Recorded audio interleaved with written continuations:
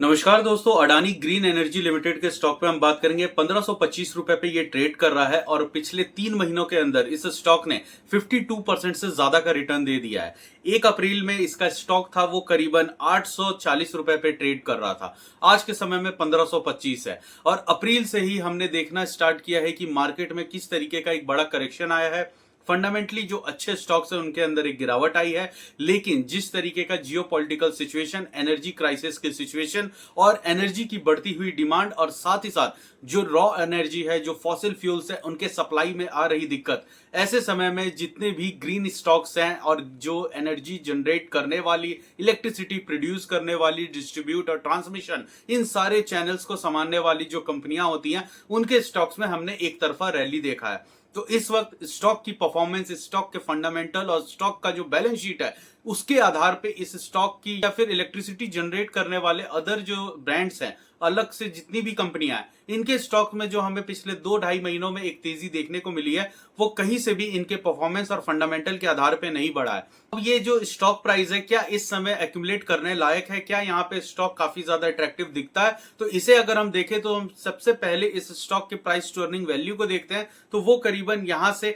151 price to earning value पे चल रहा है, जो कि अपने आप में काफी ज्यादा महंगा प्राइसिंग वैल्यू है। यहाँ पे जो इसका स्टॉक है इस वक्त इस कैटेगरी में जो इन्वेस्टेड है, जिन्होंने अच्छा खासा प्रॉफिट बनाया है, उनके लिए तो काफी अच्छी बात है। लेकिन जो नए इन्वेस्टमेंट करना चाहते हैं एनर्जी सेक्टर के अंदर और अडानी ग्रुप से रिलेटेड, अडानी ग्रीन लिमिटेड काफी ज्यादा उन्हें अच्छा लग रहा है, तो यहाँ पे समझने की जरूरत है कि इस समय जो स्टॉक प्राइस है वो काफी ज्यादा महंगा है और Q1 का रिजल्ट कुछ समय में आने ही वाला है। तो जब तक Q1 का रिजल्ट नहीं आ जाता, तब तक इस स्टॉक प्राइस में इन्वेस्ट करना काफी ज्यादा रिस्की होगा, क्योंकि यहाँ पे जिस तरीके का बैलेंस शीट अभी तक कंटिन्यू रहा है, उसके हिसाब से इस स्टॉक के अंदर कोई बहुत बड़ी तेजी और बहुत ज्यादा बैलेंस शीट में प्रॉफिट और रेवेन्यू का जंप हमें देखने को नहीं मिलने वाला। हाँ, ये बात अलग है कि स्टॉक के परफॉर्मेंस में जो तेजी आई है, उसी के साथ कंपनी के मैनेजमेंट ने टाइम टू टाइम काफी ज्यादा बड़ी घोषणाएं की हैं और जो लेटेस्ट अभी इनका एक वर्डिक्ट आया है जिसमें ये काफी बड़ा कैपेक्स यूज करने वाले हैं, इन सब न्यूज और इवेंट्स के वजह से स्टॉक प्राइस में ये मोमेंटम बना हुआ है। लेकिन इस समय ये ग्राफ आप देखें तो इस समय ये काफी ज्यादा पीक पे है और डिस्काउंट का मोमेंट कभी भी स्टार्ट हो सकता है। यहाँ हम पॉइंट टू पॉइंट समझे तो इस वक्त अडानी ग्रीन की जो मैनेजमेंट है, यहाँ पे उनका कहना है कि आने वाले कुछ सालों में जो एनर्जी सिक्योरिटी है और उसी के साथ जो फाइनेंशियल इकोनॉमिकल सिक्योरिटी है, ये दोनों ज्यादा ही इंपॉर्टेंट होने वाले हैं। इसी के अंतर्गत यहाँ पे जो इकोनॉमिकल डेवलपमेंट है, इसको और भी ज्यादा तेजी देने के लिए सबसे ज्यादा जरूरी है इलेक्ट्रिफिकेशन करना, क्योंकि आने वाले समय में इंडिया की जो पीक इलेक्ट्रिसिटी डिमांड होगी, उसे फुलफिल कर पाना इस वक्त काफी ज्यादा इम्पॉसिबल होने वाला है, क्योंकि लिमिटेड कंपनियां हैं, काफी ज्यादा लिमिटेड एनर्जी सोर्सेज से इलेक्ट्रिसिटी जनरेट हो रहा है। रिन्यूएबल एनर्जी के एडेप्टेशन में इंडिया अभी तक काफी ज्यादा आगे भी रहा है, लेकिन अभी जिस तरीके की पीक डिमांड्स बढ़ रही है पिछले 2 सालों से, ये दिखा रहा है कि हम अभी जिस लेवल पे हैं वो काफी ज्यादा कम है हमारे घरेलू इलेक्ट्रिसिटी कंजप्शन के लिए और उसके फुलफिल करने के लिए, क्योंकि ये कोई क्रूड ऑयल नहीं है और ना ही कोई एलपीजी की तरह गैस है जिसे हम स्टोर कर सके। ये इलेक्ट्रिसिटी है और इसे स्टोर करने का अभी तक जो सबसे बड़ा यहाँ पे टेक्नोलॉजी डेवलप हो पाया है वो BESS है, बैटरी एनर्जी स्टोरेज सिस्टम। तो यहाँ पे जितना ज्यादा रिन्यूएबल एनर्जी में सोलर पैनलिंग या विंड या फिर हम हाइड्रोजन की तरफ बात करें, लेकिन इनको स्टोर करना वो काफी ज्यादा बड़ा चैलेंजिंग होगा। तो यहाँ पे जो बैटरी स्टोरेज सिस्टम है और रिन्यूएबल एनर्जी का जो कॉन्सेप्ट है, इन दोनों का कॉम्बिनेशन ही आने वाले फ्यूचर में हमें देखने को मिलेगा।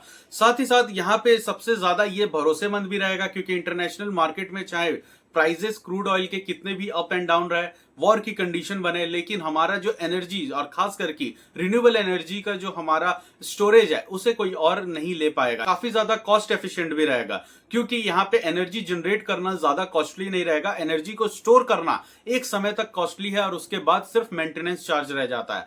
24 घंटे तक फ्री इलेक्ट्रिसिटी प्रोवाइड हो पाना, ये सबसे बड़ा मेजर चैलेंज रहने वाला है। और सबसे बड़ी बात है कि क्लीन एनर्जी और क्लीन इलेक्ट्रिसिटी की तरफ दुनिया भर की सारी ही गवर्नमेंट बढ़ रही हैं। इस समय इंटरनेशनल प्लेटफॉर्म पे, जहां लंदन में अभी एक मीटिंग हुआ है, वहां पे वर्ल्ड इकोनॉमिक क्राइसिस के बारे में बात किया गया और इसमें यह कहा गया कि सबसे ज्यादा इलेक्ट्रिसिटी इस समय कंज्यूम करने वाली अगर कोई कंट्री है तो वो इस समय इंडिया है। और यहाँ पे इंडिया ही एक ऐसी कंट्री है जो सबसे ज्यादा तेजी तेजी से रिन्यूएबल एनर्जी को अडेप्ट कर रही है। साथ ही साथ हमारे देश का और सबसे बड़ी बात है पूरी दुनिया में सबसे बड़ा जो सोलर पार्क है वो भी राजस्थान में है, और उससे बड़ा सोलर पार्क आने वाले अगले 5 सालों के अंदर अडानी ग्रुप गुजरात में बनाने वाला है, जिसकी कैपेसिटी होगी करीबन 50 गीगावाट की, जो कि सोलर पैनलिंग के मदद से बनने वाला है। वो दुनिया का सबसे बड़ा यहाँ पे इलेक्ट्रिसिटी और रिन्यूएबल इलेक्ट्रिसिटी जनरेट करने वाला प्लांट बनेगा। यहाँ पे जो अलग से इनकी कंपनी है जो कि थर्मल इलेक्ट्रिसिटी पे काम करती है, अडानी पावर के अंडर ये आता है, वहां पे भी 10 गीगावाट तक के एनर्जी जनरेशन यानी कि इलेक्ट्रिसिटी प्रोड्यूस करने के लिए न्यूक्लियर पावर प्लांट का सहारा लिया जा रहा है, जो कि अगले 10 साल में बनेगा। तो 10 गीगावाट अगले 10 साल में न्यूक्लियर एनर्जी से बनेगा और 50 गीगावाट अगले 5 साल में सोलर पैनलिंग के मदद से बनेगा। तो यहाँ पे इजी टू इंस्टॉलेशन और कम समय में ज्यादा इलेक्ट्रिसिटी बना पाना, और सबसे ज्यादा कैपेक्स भी अगर कहीं लग रहा है तो 1.5 लाख करोड़ के आसपास न्यूक्लियर प्लांट को बनाने में लग रहा है, और 2 लाख करोड़ से आसपास करीबन सोलर एनर्जी प्लांट बनाने में लग रहा है। थोड़ा कॉस्टली है इस वक्त की टेक्नोलॉजी से, लेकिन अगले 5 साल में ये चीजें और भी सस्ते होते दिखेंगी जैसे जैसे टेक्नोलॉजी अपग्रेड होता जाएगा। और उसी के साथ ये वन टाइम इन्वेस्टमेंट है, उसके बाद ऑटोमेटिक ये इलेक्ट्रिसिटी जनरेट करते रहेंगे, यूनिट्स बना के देते रहेंगे। और सबसे ज्यादा जो बड़ा कैपेक्स लगने वाला है वो बैटरी स्टोरेज सिस्टम में, जहां वो एनर्जी स्टोर होगा। यहाँ पे इनका जो अडानी पावर लिमिटेड का स्टॉक है वो करीबन 4.5 लाख करोड़ के आसपास का मार्केट कैप हो चुका है, और प्राइस टर्निंग वैल्यू 34 के आसपास है। हालांकि वो अब जाके काफी महंगा हो गया है, 250 रुपए के आसपास, लेकिन फिर भी अगर दोनों ही कंपनियों में कंपेयर किया जाए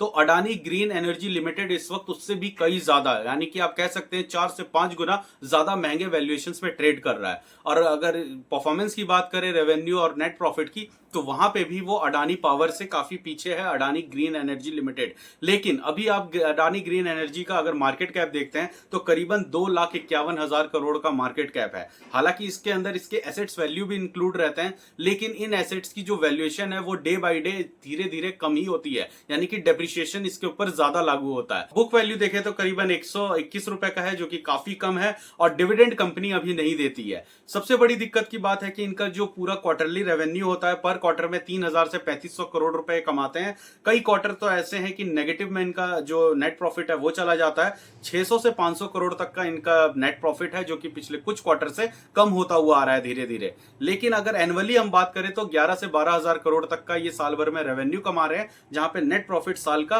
2000 से 1800 करोड़ है, जो कि काफी ज्यादा कम है। अर्निंग पर शेयर 10 रुपए के आसपास है।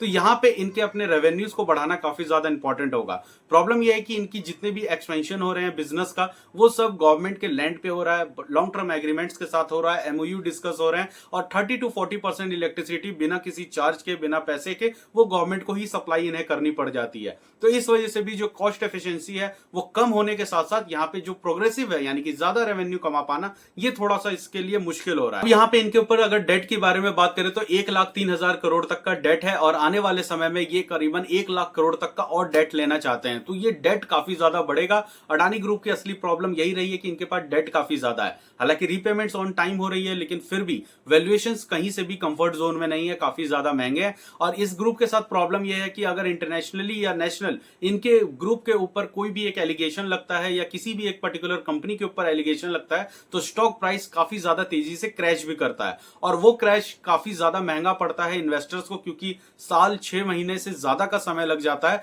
वापस से रिकवर करने में। जैसे कि हिंडनबर्ग की रिपोर्ट आई थी, हालांकि उसमें कुछ निकला नहीं, लेकिन उसके बाद भी सारा पेन इन्वेस्टर्स को झेलना पड़ा। स्टॉक प्राइस आज तक अपने हाईएस्ट परफॉर्मेंस पे नहीं जा पाए। 2024 में अडानी ग्रीन लिमिटेड का स्टॉक 2800 रुपए के आसपास ट्रेड कर रहा था, 2800 रुपए।